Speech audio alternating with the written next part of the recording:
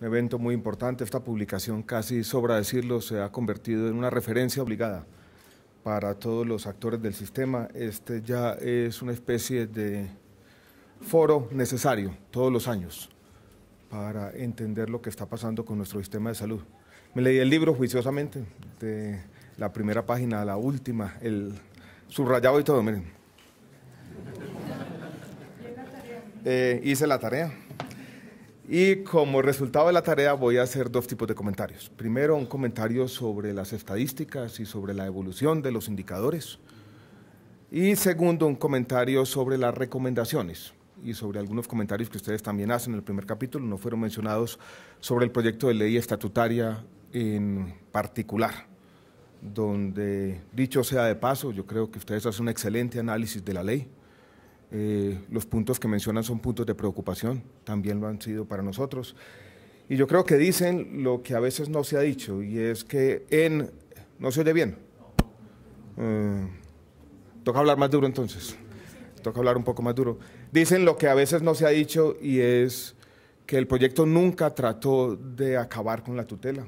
A veces se tejen teorías de conspiración que resultan siendo o que son claramente falsas. Lo que quería, dijéramos, o lo que quieren los proyectos de ley es que no tengamos que recurrir a la tutela de manera frecuente. Y lo que se hace en el proyecto de ley es lo que dice el artículo 152, o lo que hace la ley estatutaria es lo que dice el artículo 152 de nuestra Constitución, definir de manera clara el núcleo esencial del derecho y sus mecanismos de protección y regulación. Pero volveré sobre ese tema al final. Quiero entonces pasar a la primera parte de mi comentario. Voy a hacer 5 comentarios puntuales sobre la evolución de los indicadores. El primero tiene que ver con el número de tutelas.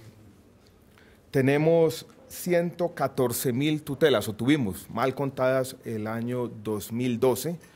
Y se dice en el informe, yo creo que tiene razón, esto es factualmente o fácticamente correcto, que es la segunda cifra más elevada en toda la historia. La única cifra más elevada la habíamos tenido en el año 2008, de 140.000 tutelas mal contadas. Y se hace una interpretación que es una interpretación que yo no quisiera, dijéramos, rebatir completamente, pero que yo quisiera matizar de otro lado. Y se dice lo siguiente: cuando se interpreta, dijéramos, este aumento de las tutelas, se dice, la sentencia TGT 160 logró una disminución de la acción de tutela parcialmente en los años 2009 y 2010, pero tal como lo demuestran las cifras, a partir de 2011, las tutelas que invocan este derecho, el derecho a la salud, se reactivaron. En 2011, se reactivaron en el año 2011, y se dice que a partir de entonces están creciendo rápidamente. Hay una grafiquita que fue mostrada aquí que yo creo que nos matiza un poco eso, y yo quisiera, porque puede parecer preocupante si uno dice las tutelas vuelven a crecer, pero si ustedes miran en esta gráfica, hay un dato, dijéramos, que matiza relativamente lo que se está diciendo, porque uno puede decir en números absolutos las tutelas sí crecen, y 114.000 es un dato muy alto, pero miren que la participación de las tutelas en salud ha disminuido, y sí parece haber un quiebre, un cambio estructural claro en el año 2008. Representaban 40% y pasan a representar un valor entre 25 y 30%. Yo calculé ayer una especie de contrafactual, si no hubiéramos tenido, dijéramos, la sentencia TGT 160, y las tutelas en salud hubieran seguido representando el 40%, no hubiéramos tenido 114.000, sino 170.000 tutelas el año pasado. Entonces sí estamos en un escenario distinto, post T760. Yo creo que ese es un primer punto. Han subido, pero mire que la participación no parece haber subido, y hay un cambio estructural en la línea azul de la gráfica. Y yo creo que eso es importante tenerlo en cuenta. De otro lado, ahí dijéramos otra cara de esta moneda, que es que los CTC para no post aumentaron de manera sustancial como consecuencia de la sentencia TGT 160. Volveré a este tema en un minuto, pero un primer punto, dijéramos, fáctico que uno quisiera decir es: las tutelas sí están aumentando, pero están aumentando, dijéramos, a una tasa relativamente lenta, y como porcentaje del total de tutelas, las tutelas en salud sí han disminuido, y han disminuido estructuralmente después del año 2008. Ese es un primer punto. Un segundo punto que no es tocado en el reporte, y es un punto, dijéramos, complejo, y yo creo que debe suscitar una discusión pública importante en el país. Uno lo podría plantear como la respuesta a una pregunta que ha preocupado a los investigadores sociales en Colombia por allá desde los años 70. Aquí vino un economista chileno del año mundial, Marcelo Celos, que hizo una pregunta: ¿quién se beneficia del gasto público? Y la respondió por primera vez en el año 1970 con los primeros análisis de incidencia que se hicieron en el país. Se siguieron o se han venido haciendo análisis de incidencia. El último lo hizo una misión social que hizo Planeación Nacional por allá hace 3 o 4 años. Y la idea es muy clara en los análisis de incidencia: coger los diferentes componentes del gasto social, la educación básica, la educación superior, la salud de sus diferentes componentes, las pensiones, el acueducto, alcantarillado, los subsidios de vivienda, y ver a quién benefician dentro de la distribución del ingreso. Se concentran en los más ricos, se concentran en los más pobres. Se calcula una serie de indicadores que se conocen generalmente en la literatura como los pseudo-Ginis. Podríamos plantear una pregunta que yo quisiera proponerles a todos, y es dividir, dijéramos, el universo de tutelas en tutelas pos y tutelas no pos, y plantear de nuevo la pregunta: ¿quién beneficia? ¿A los más ricos o a los más pobres? ¿Dónde están concentradas? Es una pregunta que no aborda el estudio, pero tenemos algunos indicios que yo quisiera mencionar rápidamente. Uno que nos permite empezar a insinuar una respuesta a esa pregunta es el siguiente: si ustedes miran geográficamente dónde se concentran las tutelas, y tenemos los casos mencionados en la página 140 del estudio, de Antioquia, el Valle del Cauca y Caldas, por ejemplo. En Antioquia el 56% de las tutelas se concentran en la ciudad de Medellín. En Cali, en el Valle del Cauca, el 57% en Cali, y en Caldas el 70% en Manizales.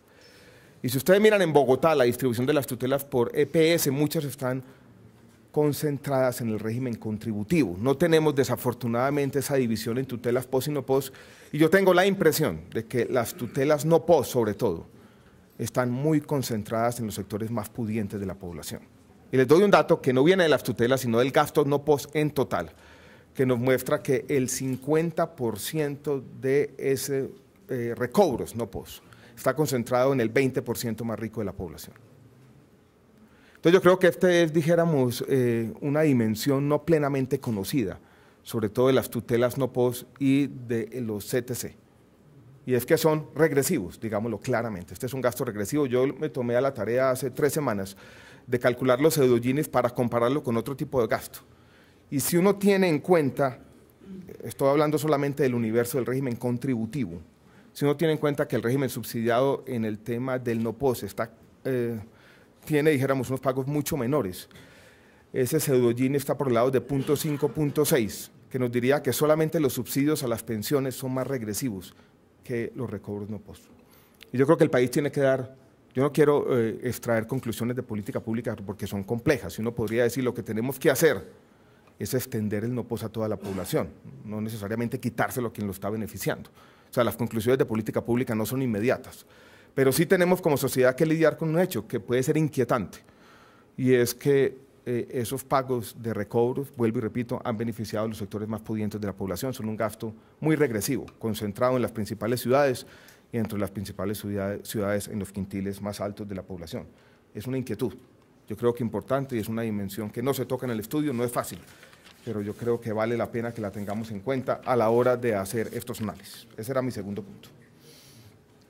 Mi tercero, yo creo que tiene que ver con uno de los datos, en mi opinión, más interesantes del estudio, y es cuando se analizan las tutelas por 10.000 afiliados en el tema de las EPS. Yo creo, superintendente, que tenemos que mirar esto con cuidado. Estuve mirando ayer la gráfica que está en la página 169 del estudio, que en el fondo nos sugiere que de las 15 EPS que tienen más tutelas por 10.000 afiliados, muchas están intervenidas o han sido liquidadas, que yo creo que nos llama la atención un poco sobre ese tipo de problemas. Y leo, la que más tiene tutelas por 10.000 afiliados, y tiene un récord casi mundial aquí, es Salud Cóndor. Claramente ha estado bajo la tutoría del Estado, de la Superintendencia por un tiempo grande. Está Confenalco Antioquia, que fue liquidada, y está Sol Salud, Saludcop, Humana Vivir, EMDI Salud, Caprecon, que también tiene problemas, sobra decirlo, y así la lista es larga. Valga esta oportunidad para decir que aquí tenemos un buen ranking de EPS, de alguna manera, con algunas dimensiones, no completo, y valga la oportunidad para señalar una labor que estamos haciendo conjunta con la Defensoría, que son, dijéramos, los rankings de las EPS. Esto nos ha alimentado nuestros análisis, los presentamos hace un mes largo, y yo creo que han sido un buen instrumento para todos los agentes del sistema, incluidos los usuarios, para entender la heterogeneidad de las EPS. Yo he ido a foros donde alguien ha dicho todas son iguales, y yo he tenido que llamar la atención y digo, eso es inexacto. no todas son iguales, hay muchas diferencias y yo creo que el estudio en esta grafiquita, que para nosotros va a ser fundamental para empezar a hacer nuestros análisis, nos permite entender que no todas son iguales y que hay algunas que están dedicadas a la negación de servicios, lastimosamente. Quiero pasar tal vez al tema más complejo, que fue el titular del periódico El Tiempo el día de hoy, y es el del 70% de las tutelas son tutelas POS, o sea, se están negando servicios que deberían prestarse, que están siendo reconocidos previamente por la UPC. A mí siempre esta estadística me ha dado vueltas en la cabeza, ese porcentaje que, digámoslo claramente, es un porcentaje difícil de calcular. Si quisiéramos calcular ese porcentaje para el universo de medicamentos, cirugías y dispositivos, yo creo que sería mucho más fácil. Hay alguna zona gris, pero yo creo que es fácil determinar cuándo un medicamento está o no incluido en el POS, cuándo un procedimiento quirúrgico está o no incluido en el POS, cuándo también un dispositivo está o no incluido en el POS, aunque puede haber algunas zonas grises, pero ahí son menores. El problema ocurre, en mi opinión, con los tratamientos. Y si ustedes miran el universo de las tutelas POS y no POS, hay una cosa que aparece inmediatamente. Y es que en el universo de las tutelas no POS los medicamentos son muy importantes, representan casi el 50%.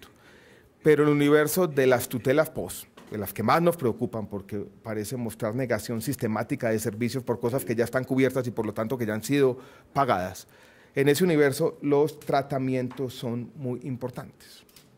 Y cuando uno mira cuáles son esos tratamientos que están siendo negados en el POS, y les voy a leer lo que dice el reporte en las páginas 2.9, 2.10, ya se dieron cuenta que sí me lo leí, dice en la página 209 lo siguiente, y voy a hacer referencia a los tratamientos POS, o sea, tutelas por tratamientos POS, dice, la gran mayoría corresponde a tratamientos integrales originados en la necesidad de los usuarios de que su enfermedad sea atendida sin ningún tipo de restricción hasta su culminación. Yo creo que un tratamiento integral, donde dice que la enfermedad sea atendida, soy reiterativo, integralmente, en mi opinión, es difícil determinar si eso es POS o no POS, porque en la integralidad pueden caber perfectamente medicamentos o dispositivos o cirugías no POS. Entonces, yo creo que estamos ante una dificultad. Y lo que hace el estudio es decir, todos los tratamientos integrales hacen parte de ese universo del POS. Si uno fuera a escudriñar qué hay detrás de eso que se llaman tratamientos integrales, yo creo que encontraría allí varias cosas que son no POS. Entonces, en mi opinión, dado la dificultad de hacer una clasificación de eso que se llaman tratamientos integrales, yo creo que tendríamos que incluso empezar a proponer una clasificación distinta, lo que es POS, no POS y lo que es integralidad, que si somos honestos, dijéramos intelectualmente, sería muy difícil decir dónde están.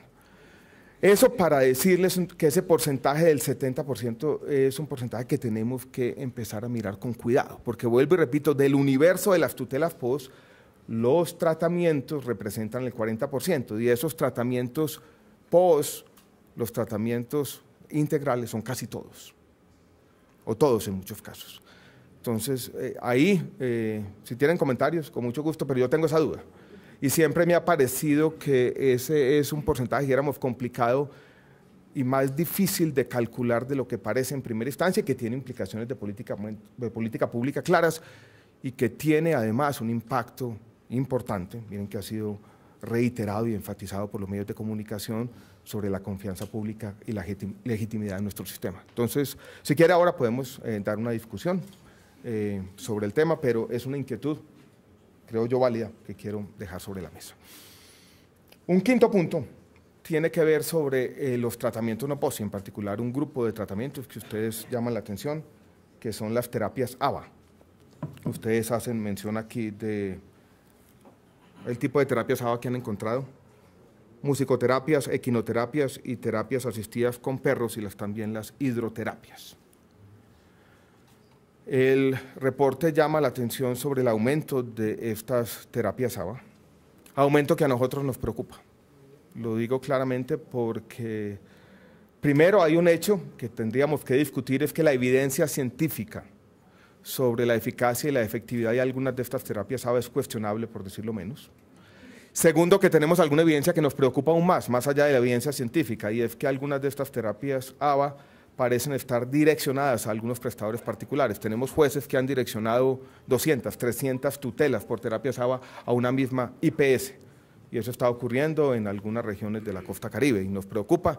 Incluso se los digo aquí, estuvimos reunidos con el Consejo Superior de la Judicatura mostrándoles esta evidencia, porque yo no quisiera saltar a conclusiones, pero había algunas sugerencias de que se podían estar cometiendo fraudes al sistema, y esto estaba creciendo y creciendo de manera acelerada.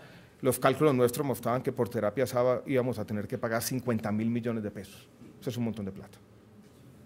Este año 2013, entonces yo creo que ahí tenemos una coincidencia, y yo creo que me alegra que el reporte llame la atención sobre ese hecho, que es un hecho preocupante. Incluso teníamos indicios de que lo que había comenzado en Barranquilla, Cartagena, Valledupar, Santa Marta, ya esta semilla estaba creciendo en otras regiones del país, y eso podría ser francamente preocupante.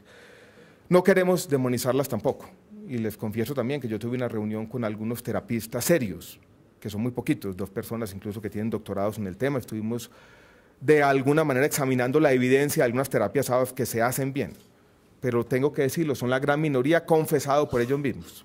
Incluso las personas serias están preocupadas por esta explosión de terapias ABA que parece sugerir, quiero ser claro, que estamos ante otro fraude al sistema de salud. Quiero pasar ahora a la segunda parte de mi comentario, que tiene que ver con las recomendaciones que ustedes saben al final, que nosotros dijéramos, compartimos casi en su totalidad. La primera, y voy a leer del libro, la página 245, dice: garantizar el giro directo, especialmente para las atenciones de pacientes con patología de alto costo. Queremos hacer eso, incluso vamos a trabajar ahora en una reglamentación de la ley 1608 de este año, para el giro directo también del régimen contributivo. Nos hemos demorado un poquito en ese tema, ayer lo discutimos en el Congreso de la República, pero estaremos haciendo eso, y coincidimos, dijéramos, en la recomendación. Diseñar un sistema de información que permita actualizar las bases de datos del BDUA de manera automática en tiempo real, con el fin de evitar duplicidades. No podríamos estar más de acuerdo. Estamos adelantándonos a la reforma a la salud, trabajando con eso y de alguna manera tratando de conectar todo el tema del recaudo, del flujo de los recursos con el flujo de información, que yo creo que es algo que no se ha hecho. O sea, conectar lo que ha hecho la pila con lo que ha hecho una iniciativa que está mencionada en la ley, pero que no se ha podido concretar plenamente, que es Afíliate, que es el manejo de novedades de la base de datos. Estamos trabajando en eso, tenemos una propuesta sobre la mesa. Yo creo que es una preocupación completamente válida, la compartimos, y celebro la coincidencia que ustedes la mencionen aquí, porque estamos dedicados a hacer lo mismo. Hacer extensiva la exoneración de copagos y cuotas moderadoras a los vinculados, desde un punto de vista de política pública. Ese es un avance en la equidad. Tendremos que trabajar con las entidades territoriales, pero yo creo que lo encontramos completamente válido. Incorporar dentro del plan de beneficios las negaciones no pos más reiteradas. Lo vamos a hacer. Si ustedes miran, hay un artículo de la ponencia de reforma a la salud que lo plantea hacer en 2 años, coger el universo de no pos, ver qué ha sido lo más reiterado, hacer algo. No podemos meterlo todo, hay cosas que no tienen evidencia sobre eficacia y efectividad. Estaríamos violando ese criterio de la ley estatutaria, que no es todavía ley, pero tenemos que operar bajo ese criterio. El tema es qué tan rápido hacerlo. Lo queremos hacer, dijéramos, lo más rápido posible, pero ahí depende un poco de la disponibilidad de recursos, pero también estamos completamente de acuerdo con esta recomendación. Fijar más categorías para el pago de cuotas moderadoras y copagos. Es un poco, ahora que estamos hablando de progresividad, yo creo que este es un tema fundamental que nosotros tenemos que hacer. Es la dimensión que todavía no hemos podido hacer con el tema de tutelas, y vuelvo sobre este punto. Si ustedes examinan la T760 reiterativa sobre el tema de que la capacidad de pago puede o debe ser incorporada, dice en algunos casos, en el tema de tutelas.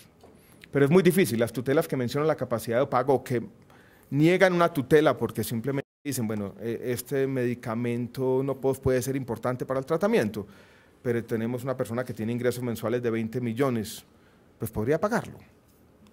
Eso no se da. o sea, con muy poca frecuencia. Nosotros hemos tenido, aquí está el viceministro Norman Julio, la intención de hacer eso, pero es un tema, dijéramos, bastante polémico, donde incorporar criterios de capacidad de pago en las tutelas es algo que genera inquietud. Y a nosotros siempre hemos dicho, uno incluso lo podría hacer por una resolución del ministerio, pero yo creo que si eso no se hace en otro ámbito, por ejemplo en el Congreso, dando estas discusiones, explicándole a la gente, teniendo estos datos sobre la regresividad de algunos de estos pagos y dándole la legitimidad que solo viene de la discusión o la deliberación democrática, creemos que puede traer problemas. Por eso celebro este foro y yo creo que tenemos que empezar a preocuparnos por un gasto, sobre todo el de las tutelas no POS, que es francamente regresivo. Estamos de acuerdo entonces también con esta recomendación. Crear políticas públicas de formación de especialistas. Coincidimos plenamente, yo creo que tenemos un capítulo en la reforma de la salud que va a generar un revolcón. Ahí tenemos una coincidencia, aquí está nuestro ponente y presidente de la Comisión Séptima, el senador Santos, tenemos yo creo que plena coincidencia en eso y estaremos dando el debate en esa dirección en las próximas semanas, yo diría ya en los próximos días. Muchas gracias a todos por la atención, celebro nuevamente que este informe, este libro nos dé esta oportunidad para discutir seriamente los problemas de nuestro sector y los felicito de todo corazón por un gran esfuerzo. Muchas gracias.